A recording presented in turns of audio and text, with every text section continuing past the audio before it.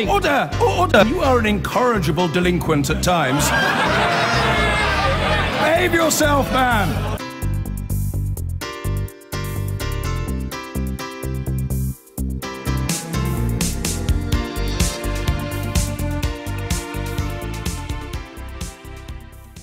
So, in the last few minutes, the Conservative Manifesto for the election of 2017 has been published, with Theresa May launching it at an event in Halifax in West Yorkshire.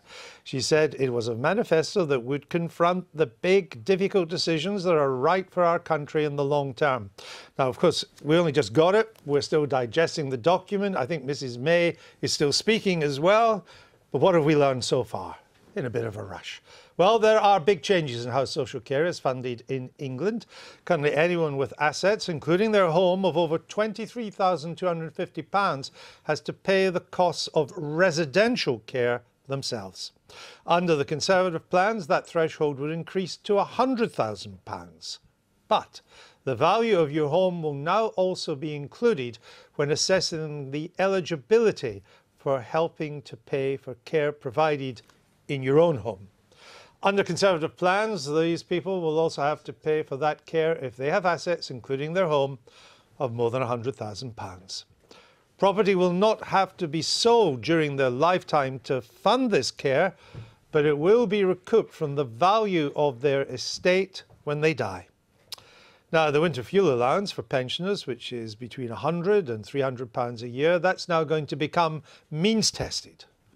And the pensions triple lock, that's the one which guarantees that state pensions rise each year by whichever is the highest out of the Consumer Price Index, average earnings, or 2.5%, will become a double lock. That's after 2020, and that will then match either inflation or average earnings. On immigration, businesses will face a doubling of the skills charge from £1,000 to £2,000 for every non-EU migrant they employ in a skilled job. Non-EU migrants will also have to pay more to use the NHS, and students will remain in the immigration statistics. Elsewhere, free school lunches for all infants will be axed, and they'll be replaced with free breakfasts for all primary school children. And the promise not to increase income tax, national insurance or VAT that was in the 2015 manifesto, well, that's been ditched. Let's hear what Theresa May had to say launching the manifesto in Halifax a few minutes ago. It offers a vision for Britain, not just for the next 5 years, but for the years and decades ahead. A stronger Britain, where everyone has the economic security they need and the chance to live a secure and full life. A more prosperous Britain, where each generation can do better than the last. But all of this depends on getting the next 5 years right. Make no mistake, the central challenge we face is negotiating the best deal for Britain in Europe. Our future prosperity, our place in the world, our standard of living, the opportunities we want for our children and our children's children. Each and every one depends on having the strongest possible hand as we enter those negotiations in order to get the best Brexit deal for families across this country. If we fail, the consequences for Britain and for the economic security of ordinary working people will be dire. If we succeed, the opportunities ahead of us are great. Theresa May this morning launching the Tory Manifesto. Let's talk to our assistant political editor, Norman Smith. He's been watching it all unfold in the Yorkshire town of Halifax. Norman, what's jumping out at you? What's jumping out at me is the sense that we are seeing today a clear and marked change from the Cameron years. This is a very different Conservative vision and a very different party under May, not just in the sense that key elements, emblematic elements of the Cameron years are being junked, things like the tax lock, the pension lock, free school meals for everyone regardless of income, ending winter fuel allowances except for poorest pensioners, abandoning the idea of the social care cap, not just because she's junking all that, but the direction of travel Theresa May is pitching this manifesto at ordinary families, at people on lower incomes, and that is a change from Mr. Cameron's focus, which was by and large on middle England. It was on the middle classes.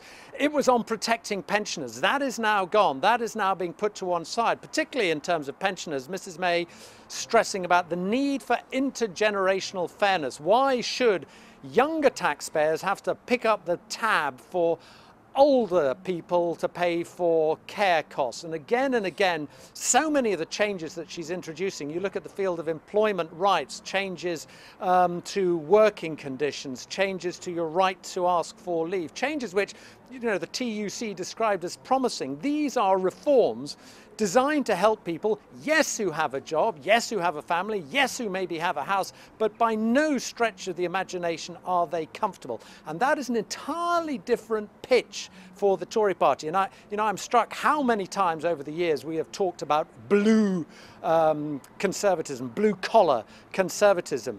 Genuinely, I think Theresa May has picked that up, and that is what she's trying to deliver with this package, and to turn her back on that slightly more sort of aspirational approach of David Cameron. I don't think she's appealing so much to the aspirational classes. She's appealing to those who are just getting by and would just like to be a little more certain about their prospects and their community and their future. It's a very, very different constituency. And the politics of that, Norman, we've just been watching some pictures of Mrs. May taking some questions now at the press conference.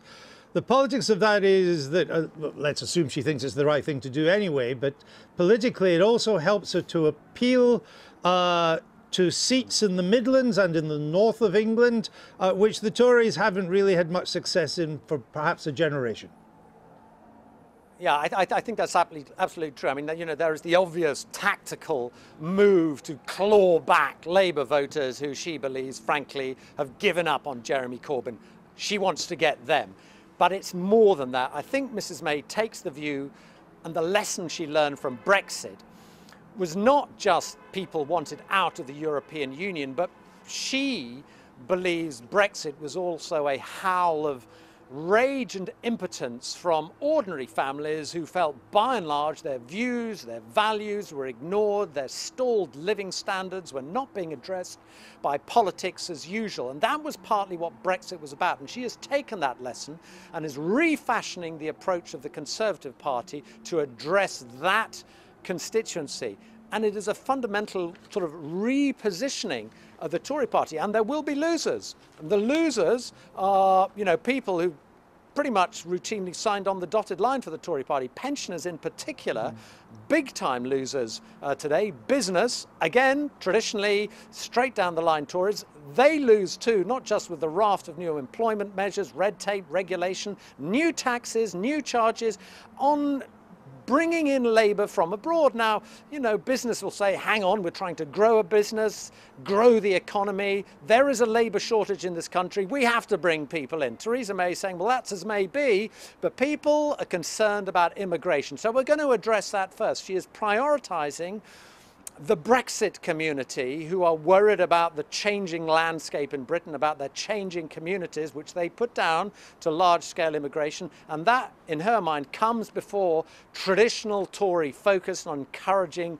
business and a pro-business environment. And I think it's more than just a tactical pitch to take back Labour. It is the Labour vote. It is the lessons of Brexit, and it is a refashioning of what the Tory stands for and who it represents. At least that's Theresa May's view. Okay, Norman Smith, thank you very much for that. We'll let you go back in and ask a question. Norman Smith there, live from Halifax at the launch of the Tory Manifesto. We're now joined here in Westminster with the former Justice Minister, Dominic Raab. So is this a watershed? Is this a different kind of conservatism from Mr. Cameron's version and from Mrs. Thatcher's version before? I think the pundits will crawl all over it. I think this is definitely a manifesto for the age. I was struck, actually, I felt it was a much more optimistic and ambitious prospectus than perhaps Norman characterised about taking Britain forward. But she is certainly making a virtue of saying there are difficult challenges that lie ahead. And we're saying that the Conservatives have got the plan, and in Theresa May we've got the leader, to deliver, yes, Brexit, to make it work for the whole country, but also to keep the economy firing on all cylinders, but deal with some of those flawed markets and make sure the cost of living for lower middle income families is addressed. And critically, dealing with some of those burning social issues which have laid, frankly, swept under the carpet for too long, like social care. Let's look at the social care. It's quite complicated. What's the logic? What's the reasoning behind it? I think the reasoning is this. We want to put social care on a sustainable footing. Yes, there are difficult decisions we've got to make, like means testing the winter fuel allowance, so that only those who've got a bit more money, are not paying, not receiving it. It's focused on the less well-off pensioners, but that frees us up. That allows us to fund sustainable social care and protect up to £100,000 the assets of those receiving social care. And our message, if I can just finish, Andrew, before you pick at it, is, look, we want to do the socially responsible thing for our elderly citizens, but without engaging in something which is reckless for the public finances. And that is the perspective she's offering. But the cost of that is that a huge number of people are going to have their social care costs increase, aren't they? Well, I think that our principle is that if you can afford to pay, whether that's because of your income or your assets, you should contribute, because the flip side of that, otherwise it all goes on, not the state, it's the taxpayers underpinning the state. So it's a question about getting the balance right. So many people have ducked this. I'm not suggesting that people aren't going to come up and say, hold on, there are winners and losers. Norman made that point fairly. The point is we're grappling with this issue, we're putting it on a sustainable footing, and no one else is offering a credible plan for addressing social care. Right, but they are going to have to pay more, a large number of people, and at the same time you're abolishing the lifetime cap on how much people will contribute to social care. So they'll be paying even more, and that of course will be the chronically ill, the most vulnerable. You're taking away the lifetime cap as well. Yes, but is that fair? But the key thing is that for the vulnerable and for those on the lowest incomes, we'll make sure that the social security cushion, if you like, is always there. It is those who are more affluent, who have got assets and got income, that actually will be asked to contribute a bit more. But many poorer people will have a property that's worth more than 100,000. Oh, sure. Look, you're telling me I live in Elmbridge in Surrey. I know that that's going to be an issue. So the cap on them is going. Their costs will go up as well. I mean, is that really fair? Is that the sensible way? Social care is already quite expensive. You're not going to take away the cap, make more people pay more. Where's the progress in that? Well, the progress is social care will be put on a sustainable footing. Well, sustainable for the government, perhaps not for the people who have to pay for look, it. I don't think at the moment, I think people recognise with an ageing population, with the costs that go with it, the King's Fund have done a lot of reports on this, there is a critical balance between your ability to contribute to your own care costs and asking the taxpayer to foot the bill. What we've done is, and you can strike the balance a different way, but no one else has come up with a credible plan to put this on a sustainable footing. And that's why actually I think a lot of pensioners will look at this and say, well, do you know what? At least this is now on a sustainable footing. And with the extra money going into the NHS, we're dealing with some of these burning social issues. I'll come on to the extra money in a moment, but you are going to make the elderly pay more for their social care, at least a large number of them will. You're abandoning the pensions triple lock, it's now a double lock, and you're taking away fuel allowances for all but the poorest, I would guess, though we don't know exactly where the means test hit in.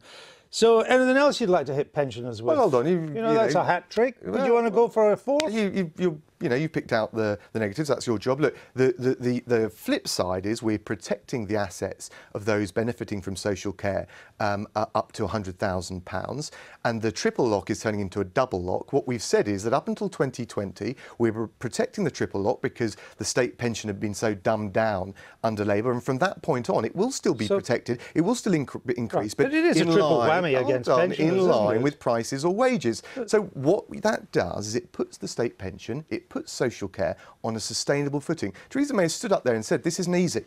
We don't relish having to make difficult decisions, but no one else has got the leadership and has got the oomph to frankly grapple with these issues. Let's go to the NHS, because there's a huge concern that there's not enough money being given to the NHS. And you say here you don't get to until page 66 out of how many pages? Out of a 83-page manifesto, page 66.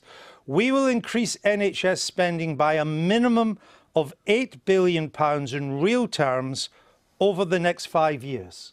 What does that mean?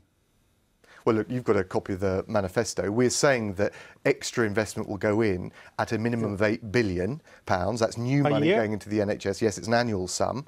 And I think people know the Conservatives have cut the deficit from 152 billion to 52 billion. I don't think anyone thinks that we aren't careful custodians with the public finances. That's what you've just been having a go at me about. I'm only seeking, I'm not saying it's right or wrong, I'm seeking clarification. Because of the difficult decisions, this £8 billion we are funding more into the NHS. Is this £8 billion on top of the £8 billion that you're currently adding into the NHS? Look, I've been on my way to the studio, so I don't have even the manifesto you have. I've been briefed, but there's only one. It was only just released. But we know the NHS is one of the biggest issues of the campaign.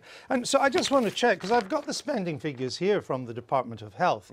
Now, in 2014-15, the health budget, this of course is the Department of Health, so I assume it's just England, maybe Wales, but certainly it's your England. table.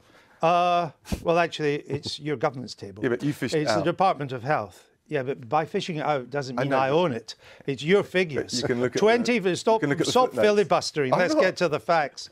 118.3 billion pounds for the NHS in 2014-15. That's what you inherited. On the projections that we have at the moment, it rises to 126.5 billion by 2021. That is the 8 billion that the previous government promised. It rises up by a wee bit every year to get to the extra 8 billion. Is this 8 billion the same, or is it on top of that 8 billion? Well, since that's your table and you've received the manifesto, but because I was on my way here, I haven't. I can't answer that. You don't know. But the point is that there's additional money going into the NHS, and if you look at the point is we don't know that. Well, you do, because you've got the manifesto there. But we don't know. It's very interesting that you choose a figure of 8 billion, because it kind of muddies the waters, since you were already talking about 8 billion. Well, look, here's a simple question. But if you don't know, just tell me. Does you invite me on the show when Theresa May is on her feet, and you know they hold the manifesto very tightly, you can't expect me to have read it. You get briefed by your party? We get briefed, but we don't hand out willy-nilly. Are you not in the loop? Are you not in the thick of it? Evidently not as in the loop as you are, Andrew. Well, no, I'm not in the loop. I don't know what you're talking about. Not you, your party. So I could have said no to the invitation, but I wanted to enjoy your company for another. It was your party that sent us 126.5 billion. Hold on. This is important. We're talking about our health service here. 126.5 billion is the current planned spending by 2021. Does this 8 billion mean that by 2021 it will be 134 billion? As with the previous question, you know I don't have that chart or the manifesto in front of us. But the headline figure is 8 billion new investment going into the NHS. I'm sure you'll devil Well, if it was later new, into the then day. it would be 134 billion. But we're protecting and investing more more in the NHS. We're also reforming it with the 7-day NHS, a greater focus on mental health, and putting social care on a sustainable footing. And that's the key message we're getting across. We're careful custodians with the public finances, but we're not going to let people slip through the cracks who need our support and the support of the state the most. It's the figures that matter. No, I understand that. And you know, but if you don't know, look, conversation 2 hours later, I'd be in a position to answer that. I apologise. On immigration, why do you keep on making a promise that you never keep? Well, we're absolutely doubling down on our commitment to reduce the volume of immigration to tens of thousands. Brexit gives us an opportunity to get control in places and areas, particularly with EU immigration, that we haven't had before, but also on the rules. And what we've set out in the manifesto, amongst other things, is an increase in the levy, the charge on skills. So when employers take in from outside of the EU foreign workers, actually there is a £2,000 charge they pay. And the balance we're trying to strike, just so people understand this, is we want employers to be able to plug the skills gap in the economy, but we do not want them to be able to just bring in cheap labour that undercuts the wages of skilled and non-skilled workers. But the target you set in the 2010 election, then the 2015 election, and now again, is to get net immigration down below 100,000. And you say that Brexit will make it easier to do that. But you've always had control of non-EU migration. You've always had complete control of that. How much is that at the moment? Well, look, if you look at ebbs and flows year by year, but it's broadly 50-50. It's 164,000. So even that part of migration that you have absolute control over, you haven't even been able to get that down to the tens of thousands, and yet you keep on making these promises. Let me make 2 points, Andrew. First of all, it's not quite true because the EU rules do to some extent apply to non-EU nationals because of our rules on discrimination. But you're basically right. And look, we make no bones about this. We've still got to get control of immigration. Brexit does present an opportunity, but there are other issues that we're going to have to address in relation to non-EU migration. And what I think the skills charge exemplifies is, yes, we need to plug gaps in the workforce, but what we're not going to have is the scale and the volume of immigration that puts a strain on housing, puts a strain on public services and undercuts skilled and low-skilled labour in this country and their wages. Armando, you've been sitting... I've been rather enjoying this, yes. What do you make of it all? Well, things have got interesting. Why has she done this? It's big risk. I mean, people will be talking for a long time now about her assault on the elderly, if you want to dramatise it. Because they tend to vote Tory. Because they tend to vote Tory. And I think what she's decided is that that's a risk worth taking while she makes moves, not just into the left and pinching some of Ed Miliband's policies about energy caps, but to the right and hoovering up the UKIP vote. I mean, it's very tough language on immigration and keeping numbers down that you picked up on. So I find it's almost like being in a dream. You know, when in a dream you're looking at one person and then you turn into someone else and you don't bat an eyelid. And it's a bit like that. Sometimes she's a bit like Ed Miliband. Sometimes she's a bit like Nigel Farage. Sometimes she's a bit like Margaret Thatcher. And I just find this is a fascinating move because I think it shows that she's taking this large percentage of voters for granted. There'll be a howl about it. They won't vote for... She's assumed they won't vote for Mr Corbyn, so she can be tougher on them than you would be in a closer election. Or at the same time making a much louder play for the Brexit sort of blue-collar voters. I don't think it's quite that simple. If I can just say, first of all, I think there's quite a lot of elderly people out there, whatever that means, that want to see social care put on a sustainable footing. And also, when Theresa May talks about intergenerational fairness, a lot of the elderly pensioners have got children, have got grandchildren, and who recognise the challenges they face. And dealing with that key issue of our generation of the day, which is intergenerational fairness, is clearly something very close to her heart. All right, I just want to finish. There is one thing that is missing from this manifesto. It's quite a major omission. And I'd like you to tell me why. Why is there no apology to Ed Miliband for all the ideas you disparaged that you've now included of his in this Tory manifesto? I don't think we're in the business to apologising for the Labour Party. You pinched his ideas after calling them Marxist. Well, which like? You're not going to say... Energy cap? No. Look, more money for the NHS? No. Well, come on, Andrew. OK, let me address two of those. Give me the chance. First of all, more money to the NHS was a promise we made in 2015. Labour didn't match. Secondly, Ed Miliband proposed an energy freeze, not an energy cap. What's the difference? And it was temporary. The difference is that energy companies would hike prices before and after a freeze, which would not only create huge uncertainty for business, but also penalise consumers. Ours is a cap. There can still be competition underneath it, but we're going to stop the rip-off of consumers in this gummed-up, monopolised sector. So there'll be no apology to Ed Miliband. Under Mr Miliband as well. It's not the same. Tougher rules. At least acknowledge that, because I just dealt with your two questions. Tougher rules on takeover. Remember Mr Miliband proposing that. Tougher rules on corporate pay. Well, actually, Theresa May and the Conservatives have been talking about shareholders exercising more control over executive pay for some time, and we introduced greater transparency in that area. Okay. This is competitive democratic politics, and what you're showing is that Theresa May is not some kind of dogmatic Conservative, but is reaching out to aspirational working and middle-class voters. Right. And we think she has got the plan and the leadership to deliver. OK, thank you very much, Dominic Raab. Let's stick with the manifesto now. Talk to The Spectator's Fraser Nelson and The Guardian columnist Polly Toynbee. Polly, what do you make of it all? Well, people must have very short memories if they think that Conservatives are suddenly not Conservatives anymore. But she's doing what they always do, heading for the middle ground, heading for Labour turf, very like Cameron did. You remember all that hoodie hugging, greenest government ever, hugging huskies, big society, time off for volunteering, soft cuddly, and all the rest of it. And she's doing it in a slightly different tone, but very much the same tactic. What we want to know is whether any of it gets delivered. delivered. And actually the hard policies, there are very few that suggest her actually heading in that direction. All right, Fraser, what's your headline take on it?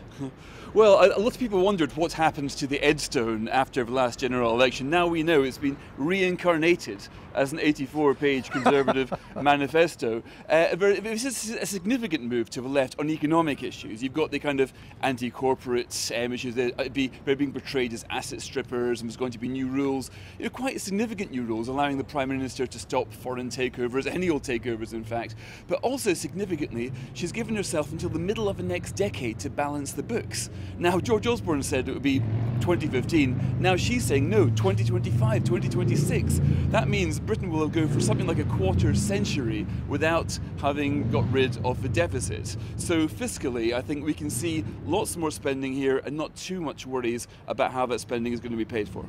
Polly, do you think, is the politics of this is that she, although she was a Remainer, she listened to the Brexit vote and why people had voted for Brexit, and it was particularly in the Midlands and the North, a lot of them traditional Labour voters, and she also wants to move into that kind of territory, take back seats the Tories haven't had in the North. It's a kind of elements of a blue-collar conservatism. Will it resonate, do you think? Whether you like it or not is another matter, but will it politically, does it help the Tories to win seats they probably haven't had for a generation? I think it probably does. Hard Brexit in those very Brexit seats. And this is a frighteningly hard Brexit she's suggesting. You know, a no deal is better than a bad deal absolutely terrifies the city and most Conservative backers.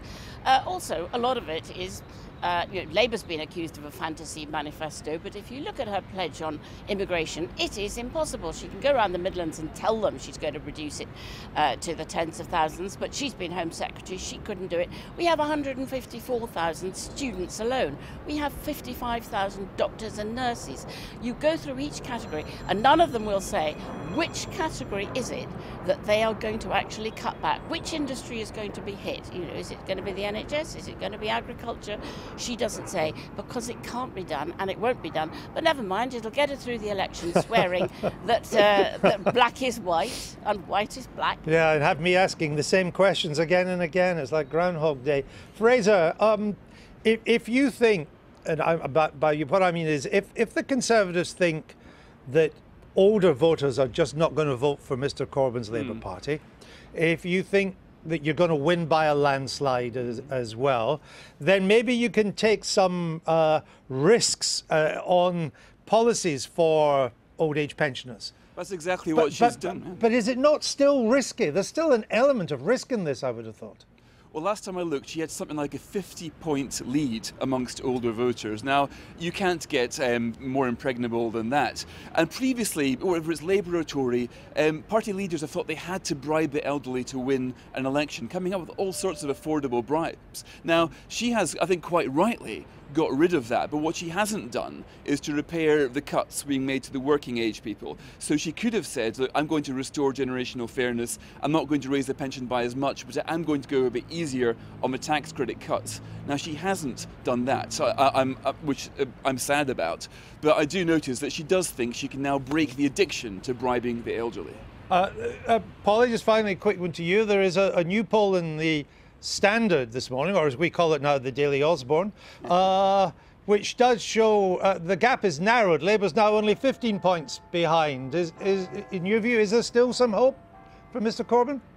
Only 15 points. How bad can things be for it to be only 15 points? But no, the gap was bound to narrow anyway during elections, usually does. And we shall see on the day what it means. But I don't think very many people seriously think that 15 points can suddenly be wiped away. Even if old voters, I see Jeremy Corbyn today has said, you know, that the Tories are hitting the older voters. And Labour have offered ridiculous bribes to older voters. And actually on this one thing, Theresa May is right to take money from the older, richer people rather than taking it from the poorer to pay for their own care. Okay. So there's, you know, a bit of cross-dressing both ways on the question of intergenerational justice. We're big into cross-dressing here in the Daily Politics, so we'll end on that note. Thank you both, Polly and Fraser. There is an interesting thing politically here, Amanda, and that is that when the left was last fractured in the 1980s with the Social Democrats going off to be formed, leaving the Labour Party, the Thatcher response was to move to the right, to put what became known as the Thatcherite reforms, and to push these in. Mrs. May faces a fractured left again in various ways. Her response has been to move to the centre or even the centre-left. As I said earlier, I think it's to move both ways. Or even both ways right at once. and left. In fact, the most successful cross-dressing politician of the last 18 months in terms of elections has been Donald Trump, who again was in a nominally right-wing party, but had certain left-wing sort of New York Democrat social views as well. Views, yes. So he was able to, and you know, he caused that amount of confusion within the electorate and among the politicos, and as a result got in. I'm not suggesting Theresa May is our Donald Trump, but I think she's actually learned something from that in terms of making yourself look surprising and distinctive by confounding expectations, whether that's enough to... But yes, what I think is that she's actually, in her head, trying to launch the start of the Conservative empire. She talked about this being a manifesto for the next, not just the next 5 years, but decades to come. She sees this sort of empty centre where the Lib Dems aren't making much headway, and she sees this right wing vacated by UKIP, which she's benefiting from. And she knows she can hoover up almost like 50% of that area from the centre to the right. And I think that's her strategy. Yes, and it's a kind of realignment too. It's interesting. Yeah. Right, let's get back to the main story of the day, the launch of the Conservative Party Manifesto. There are some big changes to the funding of social care in England. There are also changes to the party's commitment on the NHS. And I've got Paul Johnson here from the Institute of Fiscal Studies. And I just want to go through this. I was speaking to Dominic Raab earlier, but he hadn't been fully briefed on the situation. There is at the moment an extra $8 billion going into the NHS over 5 years, or I think it is, or it's actually 6 from 2014-15 to 2021. It takes you from 118 billion to 126 billion. Is this 8 billion they talk about on page 66, in your understanding, is that on top of this? My understanding, and this is just from reading the manifesto, is that compared with today, what the Conservatives are saying is that there'll be an 8 billion real increase in funding in 5 years' time. Now, most of that's on top of the previous 8 billion that you're talking about. That's currently dripping through. Because most of that's actually come through, but not all of it. I think the interesting thing about these numbers is it looks to me like Labour and the Conservatives are pretty much on the same page. If you look at their manifestos in terms of their commitments for NHS spending 5 years down the road, they presented them in different terms, so it's difficult to make precise comparisons, but they look pretty similar. There's not much to choose between them in terms of the money they'll put into the NHS. That's interesting, because that must be calculated then. How they'll fund it, we don't know yet. And we've asked Labour a lot of questions about how they'll fund it, so the Tories will have to explain as well. But if they are able to fund it, and if that is right, that is 8 billion will now be on top of the 126 billion. Yeah, I don't know if it's on top of the 126. I take it as on top of whatever we're spending now. All right, and we are spending now 123. Yeah, so it's almost 124. So that takes 132. Yeah, because it doesn't go up much, as you say. It was exactly. Most of that's happened already. That would, to some extent, take the wind out of Labour's sails on NHS spending, if this is accurate. Well, it struck me at the time that Labour's promises on the NHS were really very modest. I mean, we've had an incredibly tight 7 years for NHS spending, and if you take either these numbers or the Labour Party numbers, we're looking at an increase over the next 5 years, which after this very tight period is still much tighter than the NHS has had over the last 40 or 50 years on average. But as I say, the difference between the two is you couldn't put much between the two of them. Interesting. All right, social care, very complicated, the changes. What do you make of what they're proposing? Well, I mean, as you say, it is pretty complex, and we need to compare what they're proposing both with the world we're in and actually their own legislation from a couple of years ago, which was going to change things more substantively. Right. But compared with where we are, this is clearly going to be somewhat helpful to people who go into a residential care home, because they won't lose everything down to 23,000, they'll lose everything down to 100,000. So that will leave people with something behind. But for some people who are having council paid care in their home at the moment, then they'll have to start paying for that. Though, importantly, the payment comes from the estate, not up front. So the taxpayer via the local council continues to pay and then gets refunded after the person has died. That's my understanding. That's how it would work. And so it's like you're racking up an account against the value of your house. Exactly. And if you haven't got a house, then you get the social care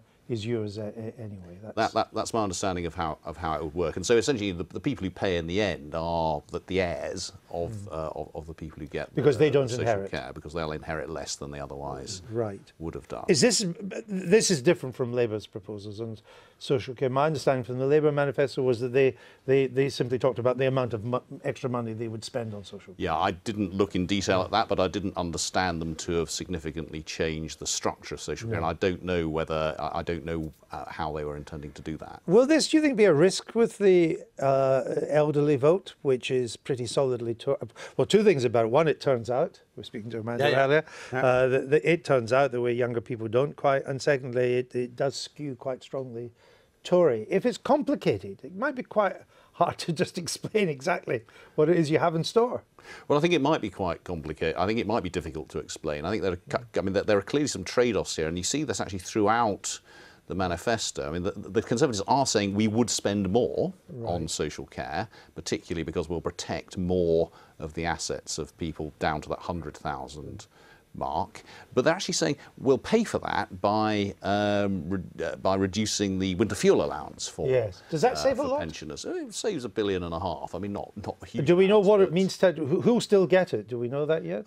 I don't know, but I would assume those who are currently on pension credit and the minimum. So the poorer pensions, the really poorer pensions. That's my understanding. But again, we don't have details. But you see this throughout that there are choices in each bit, and Conservatives are saying we'll stop, for example, free school meals for 5-, 6- and 7-year-olds, and we'll use that money to give free breakfast to all primary school pupils. So you can see a set of choices that are being made. It's cold breakfasts, I saw. They're taking away hot meals, and it's going to be cold breakfast. Oh, it's not going to be bacon and eggs for breakfast then. Well, music.